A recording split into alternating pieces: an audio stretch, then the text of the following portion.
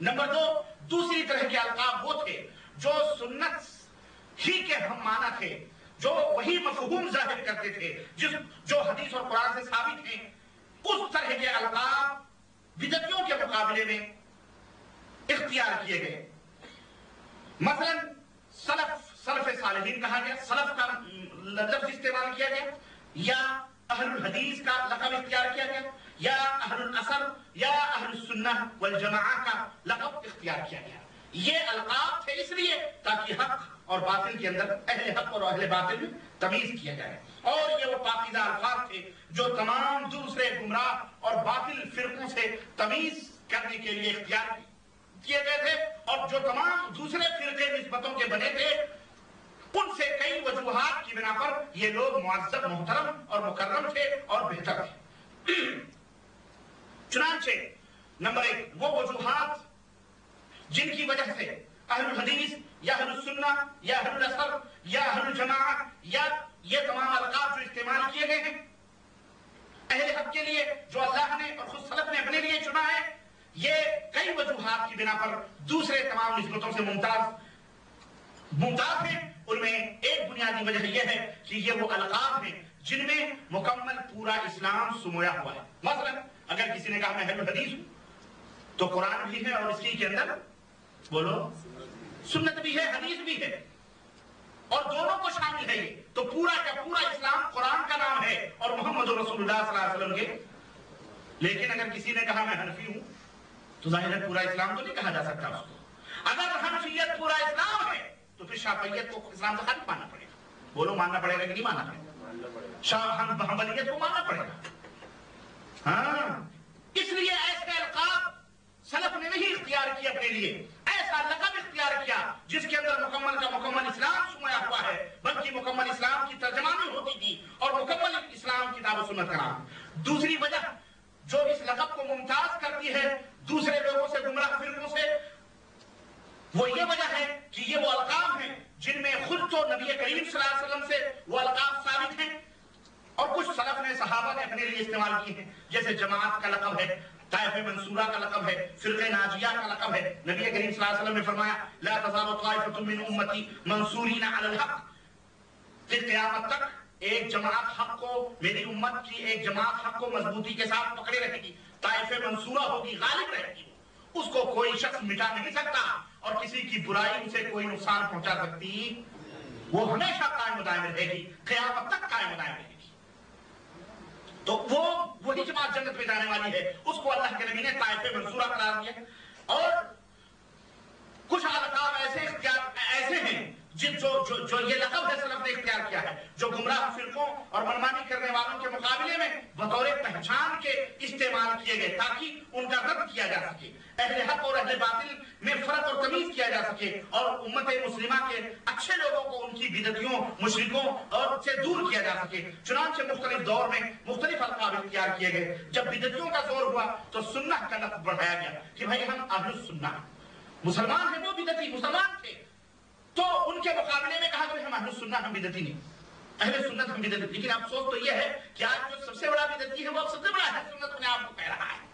یہ دور بڑا عجیب و غریب آیا ہے، جو سب سے بڑا چور ہے وہی سب سے بڑا امن کا نام لے رہا ہے، جو دنیا میں دہشت گردی پھیلا رہا ہے اور زمانے سے امریکہ پھیلا رہا ہے، جو دنیا میں یہ واجپئی اور بی جے پی جو دہشت گردیوں کے یہ تنظیم ہی پوری RSS کی اور یہ بجرنگ دل کی، وشو ہندو پریشد کی، مکمل یہ ہے ہی ہے دہشت گرد، ٹیررسٹ ہیں اور یہ دہشت گرد ہیں اور حیوانیت کا ننگا ناچ ناچ رہے ہیں یہ لوگ، یہ سب سے بڑے امن کے داعی بنے بیٹھے ہیں۔ یہ بڑی عجیب و غریب بات ہے کہ نہیں؟ اور مسلمان جو اسلام کا پیروکار ہے، جو امن و شانتی کے لیے دنیا میں ہے، جو لوگوں کو امن کا پیغام دے، جس کو یہ قتل کر رہے ہیں، جلا رہے ہیں، یہ یہودی جو فلسطین میں مسلمانوں کا خون کر رہے ہیں، یہ سب سے بڑے جو ہے امن کے پیغامبر بنے ہوئے ہیں، اور مسلمان ٹیررسٹ بنا ہوا، نعوذ باللہ۔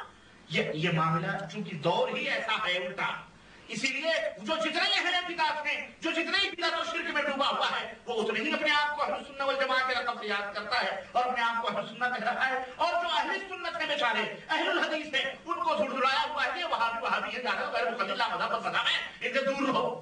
جی یہ زمانے عجیب و غریب پڑتے ہیں. تو میرا یہ خیال ہے یہ دشمنوں کی سازش ہے کہ تو یہ لے لے ہم یہ لے لیں اور جو سچے ہیں انہیں کے اوپر ساری تہمتیں لگا دو, باقی اپنے مزے اڑاؤ. یہی کیا جا رہا ہے اسلام میں بھی اور یہی کیا جا رہا ہے, سیاسی لوگ بھی یہی کر رہے ہیں, سیاست کی چالیں چل رہے ہیں, استغفر اللہ. لیکن بہرحال میرے عزیزو, جب اہل بدعت کا دور ہوا تو خالص مسلمانوں نے اپنے آپ کو اہل سنت کہنا شروع کیا. کیوں؟ مسلمان وہ بھی ہے, مسلمان وہ بھی کہتے ہیں مسلمان ہے تو بھی مسلمان, تو فرق کیسے ہوتا؟ وہ بدعتی ہے تو فرق کیسے ہوتا؟ تو اس لیے کہا گیا ہم اہل السنہ ہیں. پھر جب رائے اور قیاس کا زور ہوا, حدیث و قرآن کو سائڈ میں رکھ کر وہ فلانے قیاس پہ رائے پر راؤں کو مذہب تیار ہوا, تو اس وقت مسلمانوں نے اہل الحدیث کا لقب اختیار کیا, محدثین نے اہل الحدیث کا لقب اختیار کیا. بدعتیوں کے مقابلے میں اہل السنہ کا اور اہل رائے اور قیاس کے مقابلے میں اہل الحدیث کا لقب, اہل الاثر کا, اصحاب الحدیث کا لقب اختیار کیا گیا. اور جب ناخلف لوگ پیدا ہو گئے تو اور لوگوں میں بدعتیں اور منمانیاں بڑھنے لگیں تو پھر سلفیت کی طرف نسبت کی جانے لگی کہ ہم سلفی ہیں, ہم خلفی نہیں ہیں, گندے برے لوگ نہیں ہیں. اس لیے یہ سلفیت یا اہل الحدیث یا اہل اصحاب الحدیث یا اہل الاثر یا اہل السنہ یا طائفہ منصورہ یا جماعت, یہ تمام سب اہل الاسلام جو خالص ہیں ان کا یہ لقب ہے, ان کا یہ نام ہے. یہاں یہ بات میں آپ کو اور بتاتا چلوں, یہ لقب ہے, بس نام ہی نام ہے. یہ وقتی ہیں, یہ عارضی ہیں, یہ ہمیشہ کے لیے نہیں ہیں. یہ اس وقت تک ہے جب تک اس روئے زمین پر بدعتی موجود ہیں, جب تک تقسیم کرنے والے, غلط نسبتیں کرنے والے موجود ہیں, شر پسند موجود ہیں, اس وقت تک تمیز کرنے کے لیے ہیں. جس دن دنیا سے یہ بدعتیں ختم ہو جائیں گی, یہ شر پسندیاں, یہ رائے قیاس ختم ہو جائیں گے اور ایک ہی منہج, ایک ہی کتاب و سنت پر دنیا متفق ہو جائے گی تو سب کے سب مسلمان کہلائے جائیں گے. تو پھر اہل الحدیث اور اہل الاثر سب کا سب یہ ٹائٹل کیا ہو جائے گا؟ ختم ہو جائے گا. یہ بات سمجھو, ہاں یہ ہمارا منہج یہی ہے. لیکن جب تک یہ بدعتی ہیں اسلام کے نام پر, تب تک ہم فرق کریں گے. ہم بدعتی نہیں ہیں, ہم اہل سنہ, ہم رائے قیاس والے نہیں ہیں, ہم مخالف نہیں ہیں, ہم اہل الحدیث ہیں. لیکن اگر وہ سب ختم, ہم آپس میں الحمدللہ ہم آپس میں یہ نہیں کہتے کہ عطا الرحمان صاحب آپ اہل حدیث ہیں ہم بھی ہیں, نہیں, ہم آپس میں کہتے ہیں آپ بھی مسلمان ہیں ہم بھی مسلمان. اہل حدیث آپس میں ایک دوسرے کو کیا سمجھتے ہیں؟ مسلمان. لیکن رائے اور قیاس کے ماننے والوں کے مقابلے میں کہتے ہیں ہم اہل حدیث, اور ہمیں فخر سے اسٹیجوں میں تم کہو ہم اہل الحدیث ہیں. لیکن مشکل تو یہ ہے کہ یہ نام بھی ہمارا غلط سلف لوگوں کے اندر بدنام کرنے کے لیے لیتے ہیں, اور جب ہم ان کا نام لیتے ہیں تو ان کو چڑ ہو جاتی ہے, یہ ہمارا نام لیتے ہیں. ہمیں تو نہیں چڑ ہوتی, آپ ہمیں کہو یہ اہل الحدیث ہے, ہمارا سینہ فخر سے الحمدللہ اہل الحدیث انشاءاللہ تبارک اللہ. مسلمان ہیں تو ہمیں کیا ہو, لیکن اگر ہم کہیں یہ حنفی ہیں, یہ شافعی, یہ قادری ہیں, ہم کو یہ کیوں کہتے ہیں؟ تم کیا کہیں آپ بھی, آپ ہیں کہ نہیں ہیں, چڑھتے کیوں بھائی؟ اس کا مطلب یہ ہے کہ ایک غلط نام ہے, غلط نسبتیں ہیں, اس کو ختم کرو, اس کو ختم کرو. اپنی نسبت اس طرح سے کرو, بدعتیوں کے مقابلے میں اہل السنہ, اہل رائے اور قیاس کے مقابلے میں اہل الحدیث اپنے آپ کو کہو, اہل الحدیث بنو. یہی ہے. اور جس دن یہ تمام سب فکریں ختم, اس دن ہمارا سب ایک ہی نام ہے, کیا؟ مسلمان. سمجھ آئی کہ نہیں آئی؟ ہاں, یہ بات یاد رکھنا میرے دوستوں. پھر ہم مومنین بنیں گے, متقین ہمارا نام ہوگا, محسنین ہوگا. اللہ تعالیٰ نے جو قرآن میں اور نبی کریم صلی اللہ علیہ وسلم جو حدیث میں ہم کہا ہے, ہم یہی ہوگا. اور اسی طرح سے میں یہ کر رہا تھا کہ یہ القاب جو ہے نا اہل الحدیث, اہل الاثر کے, یہ کیوں ممتاز ہیں؟ اس کی وجہ ایک یہ بھی ہے کہ ان میں کسی امتی کے لیے کوئی تعصب نہیں جھلک رہا. مثلا آپ نے کہہ دیا حنفی تو شافعی منہ پھیر کے ادھر بیٹھ گئے, کیا حنفی ہمارے امام کو نہیں مانتا ہے نہیں. آپ نے کہہ دیا کہ میں قادری ہوں تو نقشبندی ادھر چلا جائے گا. آپ نے کہہ دیا میں چشتی ہوں تو پھر چشتی اپنی محفل میں تم قادری کو نہیں بلائے گا. کیوں کہ چشتیوں کے ہاں وہ گانے بجانے چلتے ہیں, رقص و سرود ہوتا ہے, قادریوں کے نہیں چلتا. بولے گا یار تم قادری ہو, تمہارے یہاں تو یہ چیز نہیں, ہمارے یہاں ہے. تعصب نہیں لگتا ہے. لیکن کوئی کتنا بھی مظاہرہ کر دے, کوئی کہہ دے کہ وہ دیوبندی, وہ کہتے ہیں ہم بریلوی, دونوں ملیں گے, تعصب آ گیا کہ نہیں آیا؟ وہ الگ ہو جائے گا, اس کو سلام کری, اس سے سلام کرنا ساتھ مت رہا, ان کے یہاں شادی بیاہ خراب, وہ بھی لڑکی ہے کہ نہیں. تعصب پیدا ہوگا. لیکن اہل الحدیث یہ ایک ایسا نام ہے کہ کسی بھی مسلمان کے درمیان یہ تعصب پیدا نہیں کرتا ہے. کیوں؟ اس لیے کہ اہل الحدیث یہ نام وہ ہے جو حضرت محمد رسول اللہ صلی اللہ علیہ وسلم اور सबसे बड़ी चीज यह है कि हम सारे तासुबात को मिटाकर अगर हमें तासुब करना है तो हजरत मोहम्मद रसूलुल्लाह सल्लल्लाहु अलैहि वसल्लम की बातों को माने, उनकी इत्तबा करें, उसे उन्हें बस। जबकि दूसरे अल्फाज आप देख रहे हैं जैसे उम्मतियों की तरफ मंसूब है, उसमें तासुब का ज़ाहिर है। इसी तरह अल्लामा इब्न तैमिया रहमतुल्लाह फरमाते हैं कि फिरक़े नाजिया सिर्फ अहले हदीस और अहले सुन्नत है बस, और वो लोग हैं जो सिर्फ और सिर्फ मोहम्मद रसूलुल्लाह सल्लल्लाहु अलैहि वसल्लम की इत्तिबा और पैरवी करते हैं। यही अहले हदीस और सुन्नत लोगों में सबसे ज्यादा इल्म और मारिफत रखने वाले हैं। नबी के अक़वाल, आपके अफ़आल, आपकी सीरत तैयबा, आपके आमाल, आपकी एक एक चीजें अहले हदीसों को मालूम होती हैं और वो उम्मत के सामने पेश करते हैं, और किसी भी इनके अलावा इतनी बातें किसी को भी मालूम नहीं होती हैं। और यही वो लोग हैं कि उन उसूल पर अमल करते हैं, अकीदे रखते हैं जो हजरत मोहम्मद रसूलुल्लाह सल्लल्लाहु अलैहि वसल्लम ने बतलाई हैं या जो किताबुल्लाह के अंदर मौजूद हैं। मेरे अजीजों, इसी तरह से यह अलकाब इसलिए भी सबसे ज्यादा अच्छे हैं दूसरे बातिल फिरकों के मुकाबले में कि जो किसी बिदती या किसी मासियत या किसी असबियत, मसलन आदमी जो है ना, जैसे कि जब यानी किसी जमात या किसी फिरके की तरफ इसकी निस्बत, मसलन अगर किसी से कह दिया जाए कि भाई जब ये कह दिया जाए कि अहले हदीस है या अहले सुन्नत है, तो फटाक से दिमाग में क्या आता है कि ये बिदती नहीं। ये कौन? ये बिदती नहीं, सीधी सी बात। अहले हदीस है, ये बिदती नहीं है, ये मुशरिक नहीं है, ये शिर्क नहीं करते, है ना, या राय पर अमल नहीं करते, ये अल्लाह और उसके रसूल ही की बातों को मानते हैं। फटाक से दिमाग में यही बात आती है और एक अच्छा तस्वुर आता है।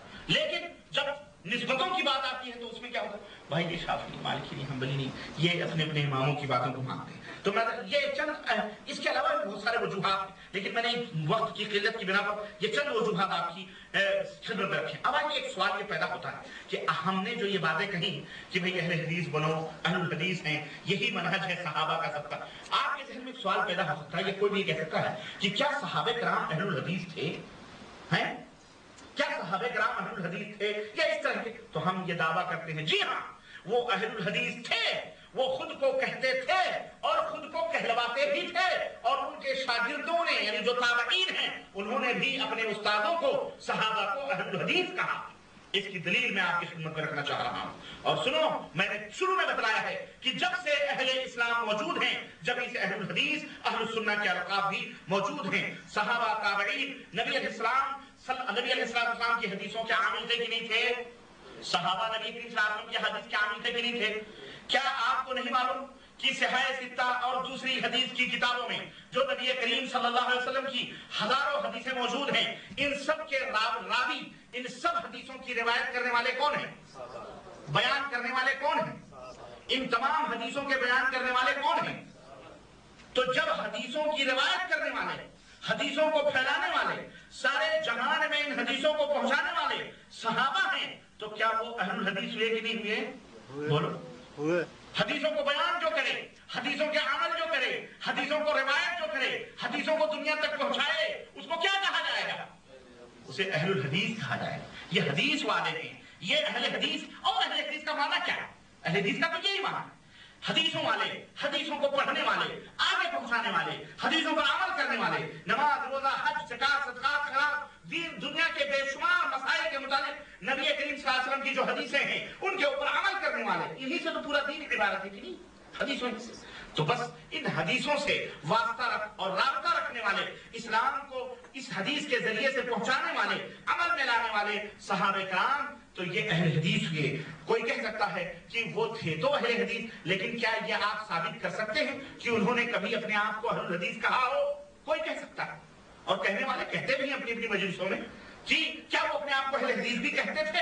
तो मैं कहूंगा हाँ, सुनो, होश के नाखुन लो और ये बात गौर से सुनो कि वो सहाबे किराम अपने आप को अहले हदीस भी कहते थे, कहलाते थे, जिंदा थे तब भी और मरने के बाद जब भी। उनके शागिर्द उनको अहले हदीस कहते थे। और सुनो, मैं सहाबे किराम की बात कर रहा हूं, सहाबा की, आइम्मे अरबा की विलादत से पहले। आइम्मे अरबा तो बाद में पैदा हुई हैं, मैं सहाबा किराम के जमाने की बात कर रहा हूं। और ये जो दीगर फिरके और मज़ाहिब पैदा हुए हैं, इनसे भी पहले उस सुनहरी और बाबरकत दौर में जिसमें कोई खिलाफ नहीं था, लेकिन अहले हदीस वो अपने आप को कहते थे। एक ये जमात अहले हदीसों की मौजूद थी और वो सहाबा किराम रिज़वानुल्लाह अलैहिम अजमईन की जमात थी, और वो लक़ब अहले हदीस का मुतारफ था। लोग जानते थे कि अहलुल हदीस किसको कहा जाता है। इमाम ज़हबी हवाला नंबर 1 में दे रहा हूं कि सहाबा किराम को अहलुल हदीस कहा जाता था। और आज जो लोग ये कहते हैं कि अहलुल हदीस से कुफ्र की बू आती है, जरा वो भी होश के नाखून लें। मैं हवाले पे आ रहा हूं। और इमाम ज़हबी, अल्लाह अकबर, कौन है मालूम है? इमाम ज़हबी कहते हैं